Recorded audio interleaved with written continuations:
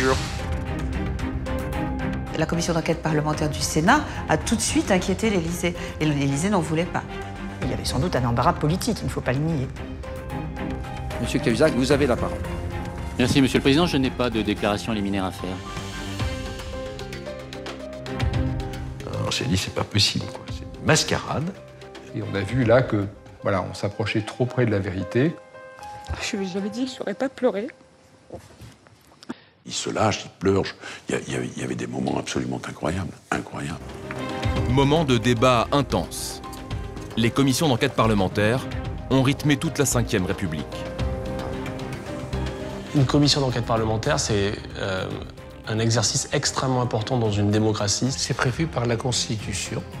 La durée maximale est de 6 mois, 6 mois pendant lesquels les députés ou les sénateurs, qui sont 30, enquêtent sur un sujet économique, social, culturel, judiciaire. Les témoins prêtent serment. C'est-à-dire que s'ils mentent à la commission d'enquête, on peut les envoyer au pénal pour faux témoignage. Ces auditions solennelles ont pris une nouvelle dimension avec leur diffusion à la télévision. Certaines ont même atteint des pics d'audience. Au Sénat, en 2018, l'affaire Benalla, l'Élysée déstabilisé, crise au sommet de l'État.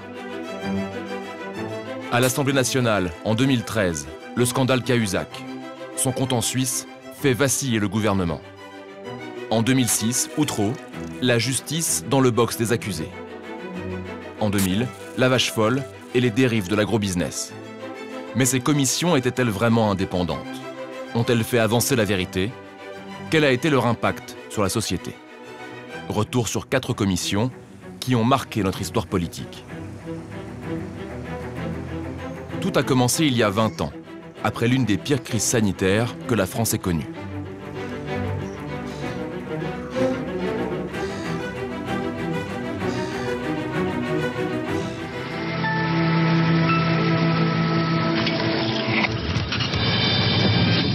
Bonsoir, merci d'être avec nous sur la 3. La maladie de la vache folle provoque un début de psychose en Europe. Londres confirme une possible transmission de la maladie à l'homme. Paris a immédiatement fermé ses frontières à la viande britannique. La crise de la vache folle a fait trembler toute l'Europe en 1996.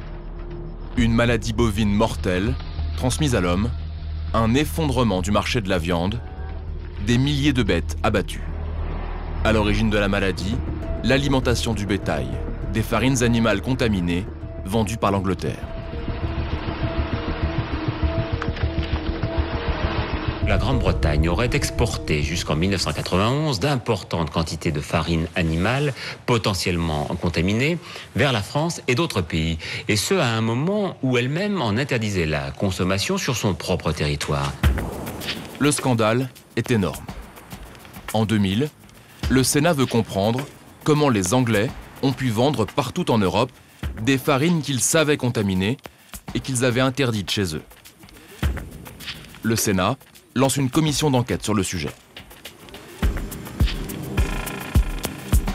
Et ces commissions d'enquête se faisaient normalement en vase clos.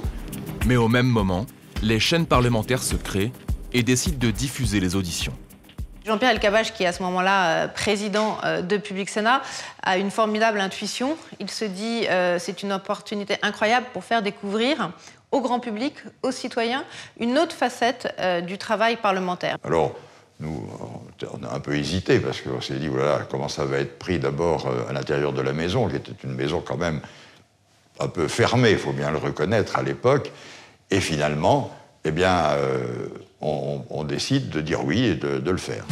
Je proclame la commission d'enquête sur les conditions d'utilisation des farines animales dans l'alimentation des animaux d'élevage et les conséquences qui en résultent pour la santé des consommateurs. Tout le monde avait peur, si je puis dire, d'être comptable de tout ça. Tout le monde avait peur. Et ça peut se comprendre, mais l'objectif d'une commission d'enquête, c'est de faire toute la vérité. Le journaliste Laurent Richard est autorisé à filmer toutes les coulisses des auditions, une première. Quand on est journaliste et qu'on filme la coulisse d'une commission d'enquête parlementaire, c'est un vrai bonheur. Et encore plus sur ce type d'histoire, où il y a beaucoup d'opacité, beaucoup d'enjeux, beaucoup de mensonges, des mensonges d'État. Là, sous nos yeux, les gens prêtent serment et doivent tenir un discours et répondre à des questions posées par des parlementaires. 57 personnes défilent devant les sénateurs, dont plusieurs ministres de l'Agriculture, comme Henri Nallet. Il était aux affaires quand la France a acheté des farines animales contaminées, mais il rejette la faute sur les Anglais. On m'a pas prévenu. Mon collègue ministre ne m'a pas dit « je te signale qu'on vient d'interdire l'utilisation des farines ». Jamais, je n'ai pas le souvenir, j'ai cherché, j'ai regardé dans mes notes. Direction Londres, pour interroger les autorités britanniques. Les sénateurs se déplacent toujours sur le terrain. Non seulement ils entendent les personnes concernées par leur travail, par leur enquête, mais ils vont aussi sur le terrain voir exactement comment ça se passe en France, à l'étranger, dans l'Union européenne ou ailleurs. Une audition est organisée à l'ambassade de France. Là, je ne me suis pas privé de faire le reproche à nos amis britanniques, eh bien, de ne pas nous avoir informés très clairement. Nous n'avons pas reçu, nous, au niveau du gouvernement français, au niveau de l'État français, d'informations suffisantes sur, justement, le caractère dangereux de ces farines au travers de l'alimentation animale. Je comprends votre point de vue. On pouvait crier « Attention, attention !» à ce qui peut se passer. On n'a pas fait ça, mais on vous avait averti quand même ce qui se passait. Sans crier, oui, bien sûr. Les élus français rentrent bredouilles de Londres. Ils veulent alors comprendre pourquoi la Commission européenne a laissé circuler ces farines contaminées pendant des années sans réagir. Nous avions demandé une audience donc, à la Commission européenne, nous avait dit oui, donc d'ailleurs on était tous partis en Thalys, voilà. L'équipé va tourner court. 1 heure avant d'arriver, coup de téléphone, refus total de participation. Alors, voulez-vous que je vous passe le rapporteur, M. Bizet? On nous a demandé de modifier notre programme, entre guillemets, je dirais, d'audition, sinon nous n'aurions pas d'interlocuteur, ce qui nous a mis dans une certaine colère. Et en fait, quand même, à force de parlementer, on a eu une personne qui a quand même été autorisée à venir parler avec nous. Mais enfin, c'était quand même un peu curieux, l'attitude, parce que l'Europe traînait les pieds, quoi, en fait, pour s'occuper de ce problème-là.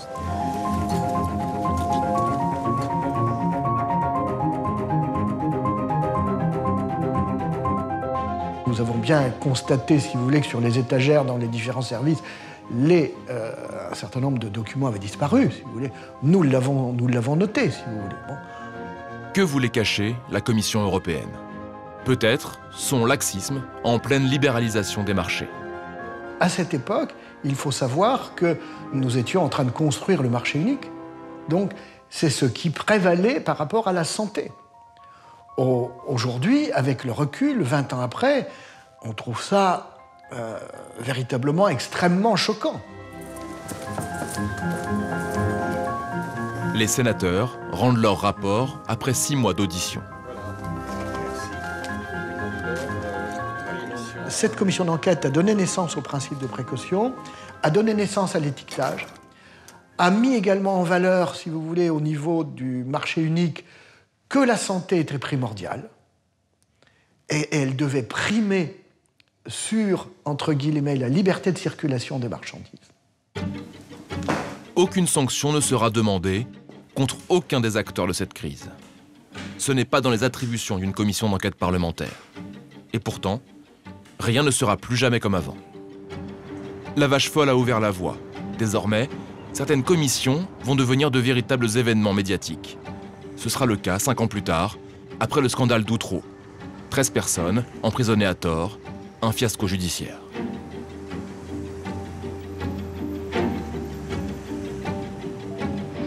Un petit jardin ouvrier au pied du HLM. Les policiers du SRPJ de Lille recherchent le corps d'une fillette, 5 ou 6 ans. Une fillette, soi-disant tuée par des pédophiles. En 2001, la police pense démanteler un gigantesque réseau international. Un juge d'instruction de Boulogne-sur-Mer, Fabrice Burgot, mène l'enquête. 24 enfants au moins ont été victimes de ce réseau. 15 adultes sont sous les verrous. Mais si le meurtre se confirme, en d'autres termes, si l'on déterre un corps ici, l'affaire des pédophiles d'Outreau prendra une dimension plus dramatique encore. La fillette ne sera jamais retrouvée, et pour cause, elle n'existait pas. Pourtant, 3 ans plus tard, 17 personnes sont jugées. Très vite, la thèse du soi-disant réseau pédophile international s'écroule. Pour commencer donc ce coup de théâtre qui pourrait bien modifier le visage du procès d'Outreau. Les 2 principales accusées, qui ont reconnu avoir violé leurs propres enfants, ont en revanche reconnu qu'elles avaient menti. Myriam Badawi, son compagnon Thierry Delay et 2 voisins sont condamnés. Seulement 4 des 17 accusés du dossier. Le jour même, 7 autres prévenus sont acquittés.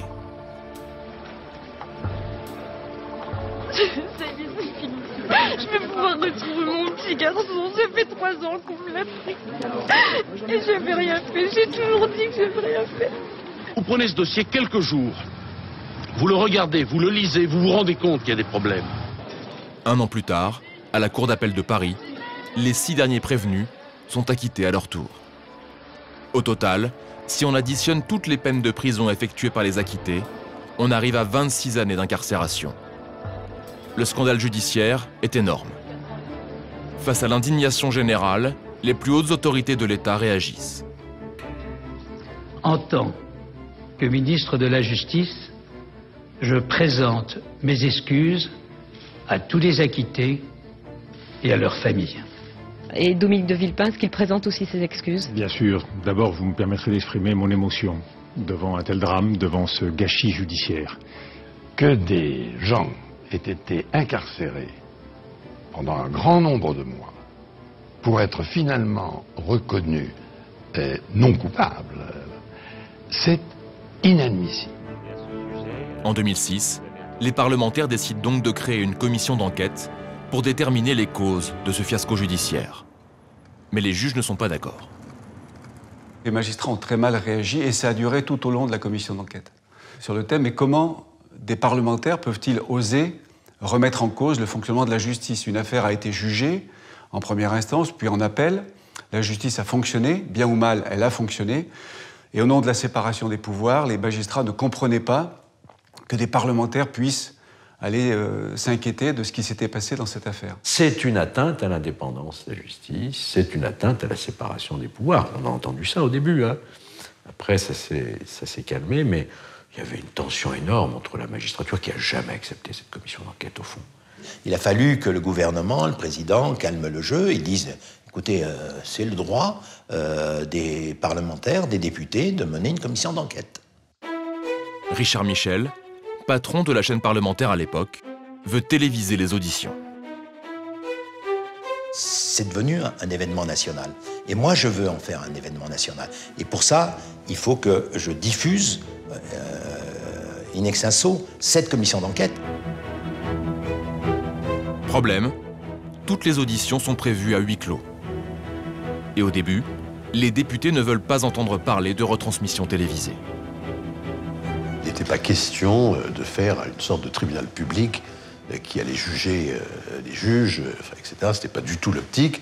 Et je me disais qu'à partir du moment où il y aurait une publicité et une diffusion télévisée de tous les travaux de la commission d'enquête, eh bien, on tombait dans ce risque-là de faire une sorte de tribunal populaire, ce qui n'était pas le rôle de l'Assemblée nationale et ce qui n'était pas souhaité. J'étais le seul sur 30 députés à penser qu'il fallait qu'on travaille au grand jour. Lorsque j'ai dû batailler contre mes collègues sur la question du huis clos, je leur disais souvent « Regardez ce qui se passe aux États-Unis, notamment depuis l'assassinat de Kennedy et la commission Warren, et puis d'autres commissions d'enquête. Ces commissions sont filmées, elles ont lieu pour la plupart en public. Et ça donne une belle image du Parlement. Et je crois que ça a ébranlé certains de mes collègues qui, effectivement, ont réfléchi. On pouvait justement en faire une leçon d'instruction civique, entre guillemets, en direction de tous les Français, pour leur montrer, d'une part, comment fonctionne le Parlement, une commission d'enquête, et puis surtout comment fonctionne ou fonctionne mal la justice. Le problème de la justice, le problème du fonctionnement des institutions, c'est l'impression que tout se décide justement à huis clos, justement en coulisses, justement entre soi. Et une commission parlementaire, plus elle est publique, plus elle est efficace. Ce qui a été le déclic, Ça a été l'audition des acquittés, le 17 janvier, je crois. Et avant de venir, il m'avait fait savoir, il m'avait écrit un courrier me disant que si leur audition était à huis clos, ils ne viendraient pas. Donc j'ai montré ce courrier à mes collègues. Donc, on s'est dit qu'on avait du mal, compte tenu de ce qu'avaient subi ces personnes, on avait du mal à refuser cette demande. En tout cas, c'était une façon pour elles, ces personnes, de pouvoir s'exprimer devant l'ensemble du peuple français. Et cette publicité constituait dans leur esprit une sorte de réparation. Bon. Alors certains avaient un peu peur parce que c'est impressionnant, hein, bien sûr. Mais ils avaient hâte de ça. Ils avaient hâte de dire leur vérité. Ils avaient hâte de dire voilà ce qui s'est passé. Ils l'avaient dit à un procès, mais un procès, il n'y a pas tellement de monde. En plus, évidemment, un procès, on ne vous laisse pas vous étaler sur la manière dont vous avez été maltraité dans un commissariat, bien au contraire. Donc pour eux, il y avait presque un côté thérapeutique, oui, d'une certaine manière. Je n'étais pas favorable au début à la publicité. J'ai eu tort d'ailleurs, et je l'ai reconnu après. Bon. Les députés décident finalement d'ouvrir la plupart des auditions au public et à la presse. Par précaution, ils prévoient tout de même un système qui leur permet de contrôler ce qui sera diffusé. C'était télévisé, mais il y avait un décalage d'1 minute entre la diffusion à la télévision et, enfin, entre l'audition des personnes et la diffusion à la télévision. Il y avait toujours ce petit décalage. Et nous avions, en cas de dérapage, un bouton sous le bureau qui nous permettait de couper l'enregistrement et la diffusion télévisée. Certains témoins auditionnés ont demandé le huis clos parce qu'ils allaient entrer dans le détail des sévices sexuels qu'avaient subis les enfants. Donc, lorsqu'il s'agissait d'entrer dans le détail de ces choses sordides, j'interrompais la retransmission. Les parlementaires commencent à préparer leurs auditions. Ils se retrouvent dans une salle de réunion de l'Assemblée, une salle de réunion plutôt exiguë. Nous nous sommes très vite rendus compte qu'elle d'abord n'était pas fonctionnelle, et puis surtout qu'avec la levée du huis clos, il y aurait des caméras, des journalistes, et qu'il fallait une salle plus grande. Donc on nous a proposé la salle Lamartine, qui est, c'est vrai, très moderne, très fonctionnelle, et qui se prêtait très bien à un travail collectif. C'est solennel. Quand on arrive devant une commission d'enquête, on jure de dire toute la vérité. Et c'était, je dirais, d'un point de vue scénique, et y compris pour nous, télévision, c'était un avantage qu'une simple, je dirais, salle de commission ordinaire, que ce soit la commission des affaires économiques ou la commission des affaires étrangères. Je vais donc vous demander individuellement de lever la main droite et de dire « je le jure ». Monsieur David Brunet. Je le jure. Madame Cazin-Mourmand. Je le jure. Monsieur Christian. La première audition est celle des acquittés. Madame Roselyne Godard. Monsieur Daniel Legrand. Je jure. Et monsieur Daniel... Les députés étaient en face de nous. Merci. En demi-cercle. Et nous, on était devant eux au premier rang. Et derrière nous, le public et les journalistes. C'est bien qu'on avait l'impression de se retrouver au tribunal. Bon, ça a été une impression passagère, parce que, comme ils nous ont donné la parole tout de suite, la situation s'est inversée, quoi. Donc maintenant, vous allez avoir la parole. À tour de rôle, les acquittés racontent comment leur vie a basculé. Bah moi, l'affaire d'Outreau, le cauchemar, il a commencé le 14 novembre, comme mon père, 14 novembre 2001. Ce jour-là, il était 8h05, on est venu me réveiller, j'étais encore dans mon lit. Et j'ouvre les yeux et là, il y avait des policiers autour de moi. Moi, on est venu me chercher à 6h du matin. Et puis, je savais même pas pourquoi.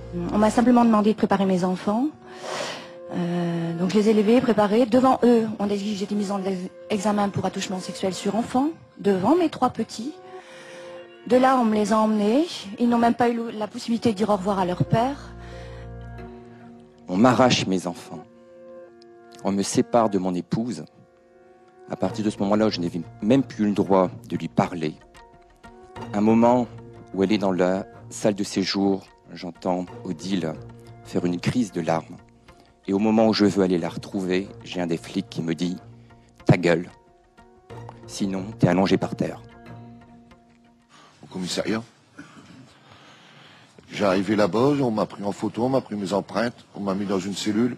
Mon fils pleure, il crie un peu, il se demande ce qui se passe, quoi. Il y a un inspecteur qui passe, qui dit carrément, il va la fermer, celui-là, en parlant de mon fils. J'avais des vertiges, j'étais pas bien du tout. J'ai demandé une chaise qu'on m'a refusée. Je me suis assise par terre. L'inspecteur m'a répondu, vous avez raison de vous asseoir par terre, et encore par terre, c'est pas assez bas pour vous, vous n'êtes qu'une sale pédophile. Après, j'ai passé devant le juge de liberté. Le procureur, il a fait sa plaidoirie, quoi. Et puis le juge de liberté, il a dit, de toute façon, moi, je vous incarcère. J'ai dit, attendez, là, vous êtes en train d'incarcérer un innocent. Il m'a dit, vous êtes un innocent qui n'est pas prêt de sortir. Et je leur ai dit, vous vous rendez compte que je vais me retrouver aux assises avec des gens que je connais pas? On m'a répondu, vous ferez connaissance là-bas, monsieur. Ils venaient avec leurs mots à eux, leur vocabulaire à eux, leur accent aussi du Pas-de-Calais. C'était des gens ordinaires, au bon sens du terme, ça n'est pas péjoratif, des gens qui représentaient vraiment les Français dans toute leur diversité. Donc moi, détention provisoire, je lui ai dit, dans ma tête, je me suis dit, c'est quoi ce mot-là? Parce que c'est la première fois de ma vie, j'entendais ça. Et ça m'a fait tilt, j'ai quand même compris que c'était la prison. Donc là, ça a été les pleurs. J'ai dit non, ne me faites pas sortir, ne me faites surtout pas ça, c'est pas possible. Vous pouvez pas m'enfermer comme ça que j'ai rien fait. Je fais c'est fou, faut pas les écouter. Bon de là, la personne qui a répondu, ça a été debout, les menottes dans le dos et embarqué directement. Parce que je savais pas que j'allais être incarcéré, quoi. Et arrivé à la fin de l'entretien, déjà ça a duré 10 minutes l'entretien. J'ai pas compris ce que 10 minutes c'est rapide, je trouve, pour envoyer les gens en prison. 10 minutes, ça c'est court quand même. C'était des moments de vraie vie, de vraie souffrance, de vraies grandes conséquences importantes dans la vie de chacun, qui étaient exprimées de manière très digne, la plupart du temps, par les personnes acquittées, et ça vous prenait à la gorge. J'ai été tabassé, insulté, j'ai été jusqu'à brûler à l'eau de Javel dans les douches, donc j'ai demandé à être transféré dans une autre division, quoi. Après, j'ai resté 24 mois sans sortir. C'était des crachats à travers l'œilleton, c'était sans arrêt, longueur de journée, humilié comme ça. En gros plan à la télévision, les Français les voient les uns après les autres. Et alors là, c'est des sanglots. Enfin, je me rappelle, on sortait de cette commission, des gens m'arrêtaient dans la rue en disant on a pleuré toute la nuit, on a vu hier Madame Machin, on a vu un tel, on a vu l'abbé, on a vu l'huissier, on a vu... Il y a la reconnaissance de leur innocence et puis tout ce qu'ils ont vécu, puis ils se lâchent, ils pleurent. Il y avait des moments absolument incroyables, incroyables. Vous avez mon fils, il m'envoie des courriers, j'en ai un d'ailleurs que je vous ai ramené, vous pouvez voir. C'est marqué dessus, maman, je t'aime très fort, viens me chercher. Et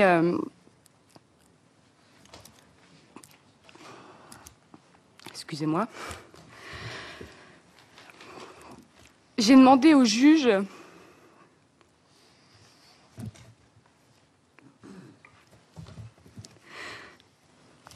j'avais dit que je n'aurais pas pleuré. Excusez-moi. Et donc tout le monde, enfin beaucoup de gens s'identifient à eux en se disant si ça leur est arrivé à eux, ça m'arrivera à moi. Et donc il y a cette espèce de phénomène où la France entière les regarde en se disant demain, moi aussi, je peux être pris dans cette mécanique-là. Je me souviendrai toujours du premier jour où on diffuse, il se passe vraiment pas grand-chose. Le deuxième jour, on voit arriver la meute de journalistes, caméramans, photographes, à l'Assemblée, devant le 101 de la rue de l'Université, et d'un seul coup, ça se mobilise. Ça a été une catharsis extraordinaire dans le pays. Lorsque je rentrais dans ma circonscription, sur les marchés, etc., tout le monde me parlait de la commission d'enquête d'Outreau. On n'imagine pas à quel point ça avait passionné, je dirais, passionné les Français, qui tout à coup, j'ai l'impression, ils devenaient tous des juristes. On questionnait sur les marchés, on me posait des questions sur le JLD, le juge de la liberté d'attention, etc. Ça a eu une valeur très pédagogique. Pour vous montrer à quel point les gens suivaient ça de près, je prenais le train le jeudi soir ou le vendredi pour redescendre dans mon département de l'Isère. Et ce jour-là, je me suis trompé de train. Donc je me suis levé, je suis allé voir une dame qui était en face de moi. Je dis, mais ce train va bien à Valence-TGV? Elle me dit, non, on va à Marseille, avec son accent de Marseille. Et elle me reconnaît. Et elle me dit, mais vous êtes le président de la commission d'enquête? Je dis, oui. Elle me dit, qu'est-ce qui s'est passé aujourd'hui?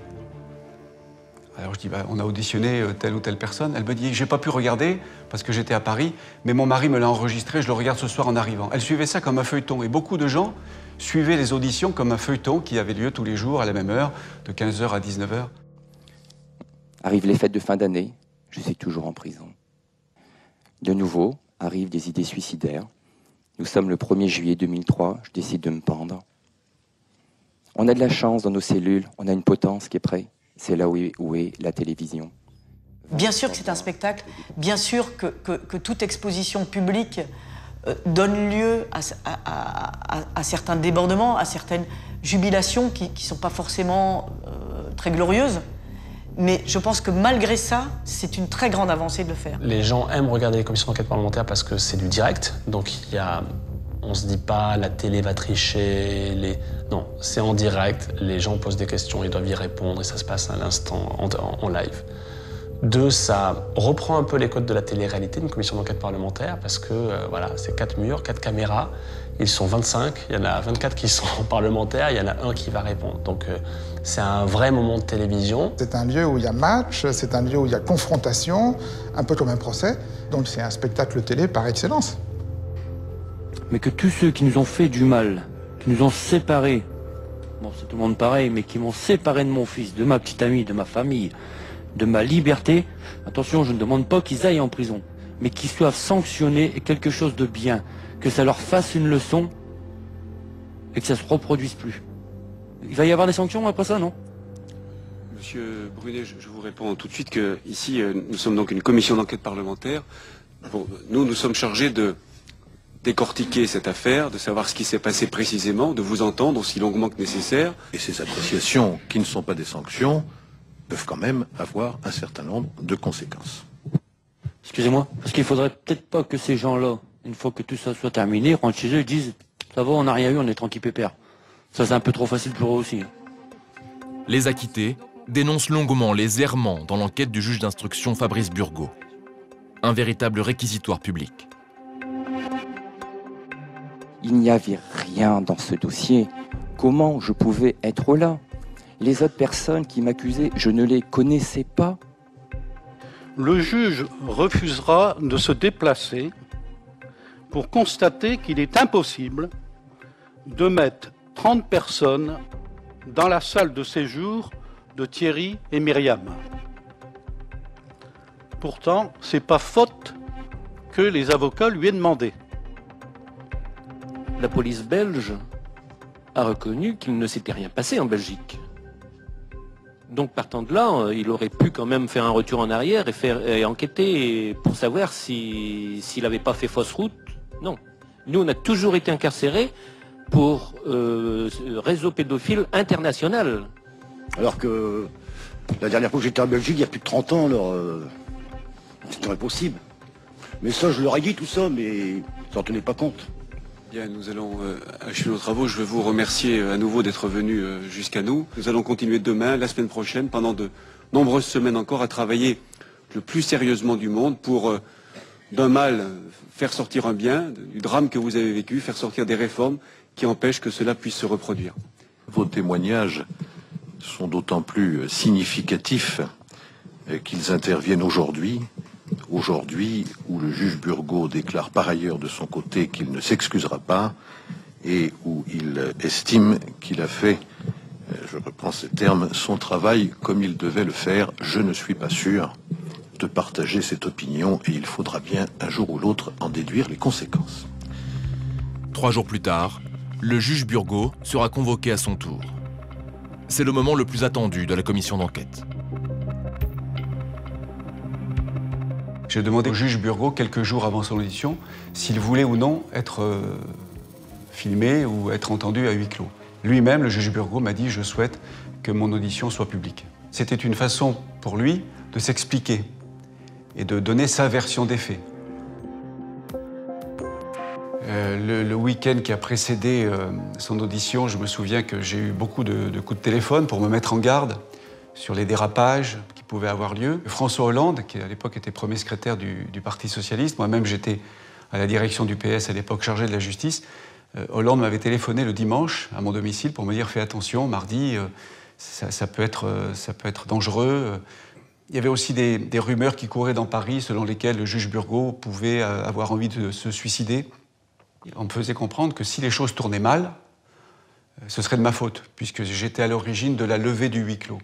Et moi, j'étais contre sa comparution. Je me disais, j'aime pas la reine, j'aime pas la Lali, j'aime pas. Je me suis opposé à ça.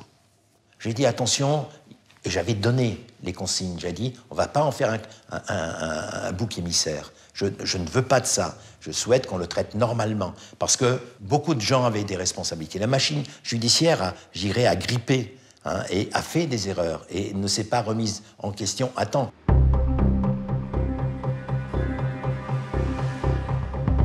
Le mardi matin, la rue de l'Université a été bloquée aux deux extrémités.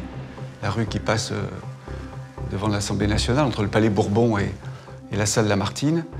Il y avait des télévisions du monde entier qui étaient là. Des télévisions japonaises, américaines, avec des cars, vous savez, des cars régis, avec des paraboles qui envoient les images sur les satellites. Enfin, la rue était en état de siège. Bien, messieurs, si vous voulez maintenant nous laisser travailler, vous avez eu tout le temps nécessaire. Je me souviens qu'il y avait un appariteur de l'Assemblée nationale qui était là depuis une trentaine d'années, enfin, qui m'a dit le jour de l'audition du juge, je n'ai jamais de ma vie, pour les plus grands événements imaginables qui se sont passés à l'Assemblée nationale, vu autant de médias et de journalistes, etc., etc. Je n'en ai jamais vu autant. Vous avez tous pris la même photo 150 fois, donc je pense que maintenant, vous pouvez nous laisser travailler. Ce qui frappe chez Fabrice Burgaud, c'est sa jeunesse. 27 ans seulement.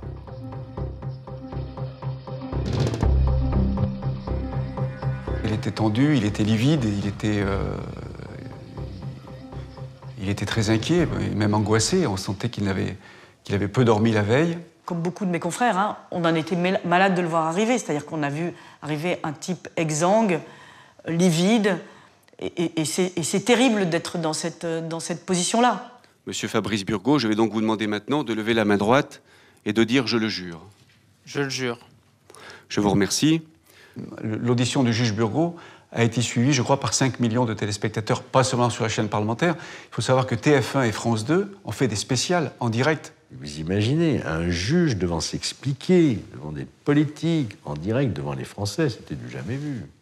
Habituellement, ce sont quand même les juges qui convoquent les politiques, ce qu'on appelle les affaires. Et là, tout à coup, c'est le contraire, c'est des politiques qui convoquent des juges, qui doivent rendre compte devant des politiques. Donc, c'est un scénario inédit. Monsieur Burgaud, vous disposez maintenant du temps que vous souhaitez pour vous exprimer devant la commission, et je vous donne la parole. Vous imaginez l'émotion qui, à cet instant, est la mienne. D'abord parce que je me trouve en présence des personnes qui ont été acquittées par la cour d'assises. Je peux sentir leur souffrance,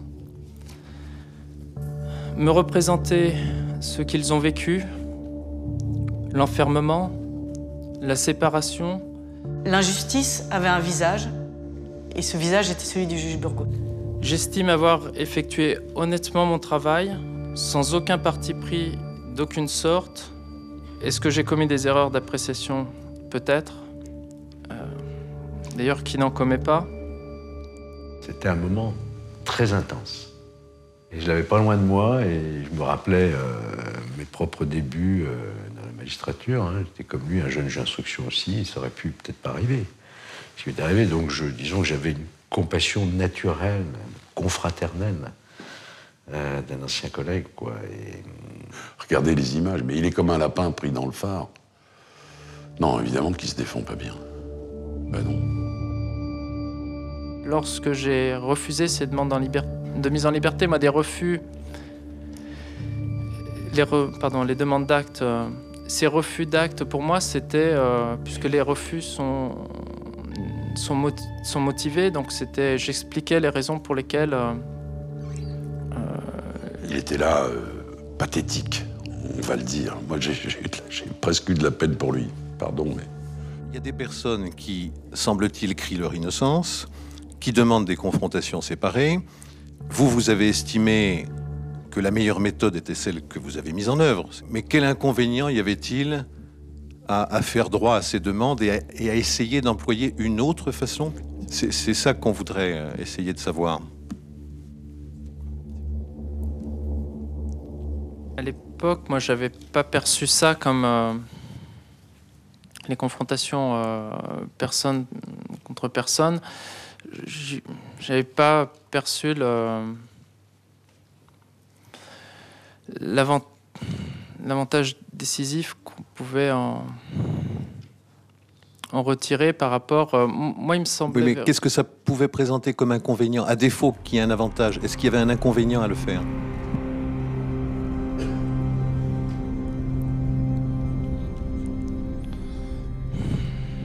Et à un moment donné, c'est vrai qu'il y a eu un petit agacement parce qu'il n'y avait aucune réponse du juge sans que préalablement ses avocats la lui aient soufflé. Comme vous venez de le dire, le réseau international, j'aimerais que vous me répondiez vous-même, Monsieur Burgot, que le réseau, ce qui n'est pas toujours le cas, oui, donc vous avez prêté serment, j'aimerais aussi que ce soit vous qui répondiez et que ce ne soit pas systématiquement des réponses suggérées comme on le voit depuis le début. Donc nous avons accepté que vous soyez assisté, mais j'aimerais quand même que ce soit vous qui répondiez et qu'on ne vous souffle pas systématiquement la réponse à l'oreille. Il va se trouver sous un flot de questions de la part des députés et il se défend comme il peut. Comment est-ce qu'on progresse dans une instruction quand petit à petit on a de plus en plus de questions, de plus en plus de doutes, de moins en moins d'éléments matériels, de plus en plus de contradictions? À un moment donné, est-ce qu'on n'est quand même pas amené à se remettre en cause? Comment est-ce que ça se passe? Il restait des éléments qui semblaient... Parce qu'il y a des gens qui sont en solides. prison pendant ce temps-là, quoi. Donc oui, bien sûr. Voilà, ça tombe pas au bon moment peut-être, mais enfin les gens sont en prison quand même. On a beaucoup parlé de Fabrice Burgot, mais il y a des dizaines de magistrats qui ont validé chacune de ces décisions. Il était en lien permanent avec le parquet, donc le procureur qui validait lui aussi. Les droits de la défense avaient été plusieurs fois bafoués. Quand les gens demandaient leur mise en liberté, on leur disait non. Donc il y avait des juges de la liberté de la détention qui avaient aussi validé. Donc il y avait toute une chaîne judiciaire qui avait pas à pas validé les choses. Et donc Burgot, il a finalement été le personnage central, puis celui sur qui on pouvait d'une certaine façon se décharger. Vous diriez le bouc émissaire? Oui, le bouc émissaire, oui, d'une certaine... Oui, parce que les autres n'ont rien contrôlé. 64 magistrats, on a fait le compte, 64 magistrats ont eu à connaître de l'affaire d'Outreau. Beaucoup de personnes qu'on a auditionnées ont fait leur mea culpa, j'allais dire, sauf les juges. Les juges n'ont jamais voulu reconnaître un dysfonctionnement, une responsabilité véritable. Monsieur Burgot, je veux vous confirmer que nous allons naturellement entendre tous les acteurs de l'institution judiciaire dans cette affaire et que nous n'avons pas l'intention de nous focaliser sur un seul maillon de cette chaîne judiciaire, c'est-à-dire, en l'occurrence, le juge d'instruction. Et sur toutes ces personnes dont les erreurs ont été pointées, aucune n'a été sanctionnée et toutes ont été promues. Enfin, une majorité a été promue. Et donc ça, c'était terrible sur l'après de ces commissions. Voilà, nous siégeons depuis bientôt 7 heures. Merci, Monsieur Burgot, d'avoir répondu à nos questions. La séance est levée. Prochaine séance demain matin à 9h30. 4 mois plus tard, la commission d'enquête rendra son rapport et ses propositions de réforme du système judiciaire. Mesure phare, la collégialité des décisions, pour éviter désormais la solitude du juge d'instruction. On avait préconisé la collégialité, elle a été inscrite dans la loi, mais elle n'est pas mise en œuvre, et elle a été abandonnée quelques années plus tard par je ne sais plus quel gouvernement, par manque de moyens. Mais si vous mettez 2 Burgot à la place d'un, ça ne change rien. Il vaut mieux un bon juge d'instruction que 2 mauvais. Enfin, la collégialité, c'est pas la panacée. On a aussi instauré des délais butoirs, à la suite du rapport de la commission Outreau, des délais butoirs en matière de détention provisoire. Et d'ailleurs, on s'est aperçu que dans les mois qui ont suivi l'affaire Outreau, et la commission d'enquête en particulier, la détention provisoire a beaucoup diminué en France, même si depuis, elle a à nouveau augmenté, hélas.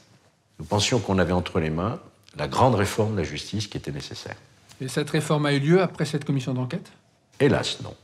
Est-ce que ça a changé quelque chose? Je suis pas sûr.